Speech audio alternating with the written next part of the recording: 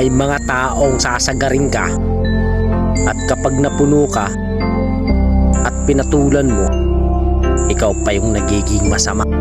Ito real talk para sa'yo. Kalmado.